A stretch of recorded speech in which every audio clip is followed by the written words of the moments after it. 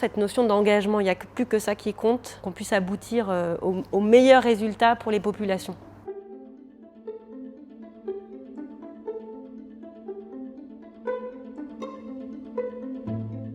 Je ne suis pas technicienne, pas ingénieure. En fait, je travaille au siège à Aubervilliers sur des fonctions support.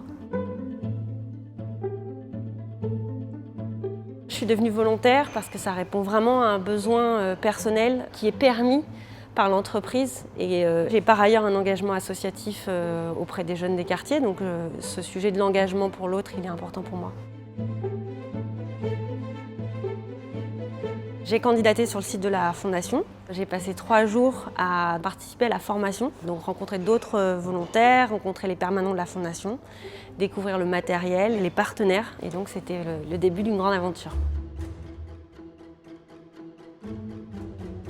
C'est la première fois que je me retrouvais sur un territoire où en fait il n'y avait presque plus rien à sa place. Et on avait un seul objectif, c'était vraiment rétablir l'eau dans les meilleures conditions et dans un temps le plus rapide possible. C'était vraiment pour moi la découverte du monde humanitaire. On sent que la Fondation a cette capacité à déployer rapidement du matériel qui est adapté au terrain en cas de crise. Avec des partenaires que l'on a tels que la Croix-Rouge, on a cette complémentarité qui est essentielle. Ça a été un moment fondateur parce que c'est l'occasion de réunir des gens qui viennent en fait de tous les métiers de Veolia. Donc c'est vraiment cette réussite collective, cette capacité de la Fondation à fédérer des compétences diverses parce qu'en fait il en faut.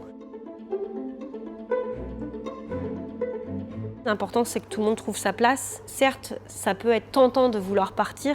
En même temps, ceux qui préparent le matériel ici, c'est fondamental parce qu'une fois qu'on reçoit le matériel sur place, il faut qu'il ait été bien préparé. Et donc chacun contribue à sa juste valeur et c'est ça qui est essentiel.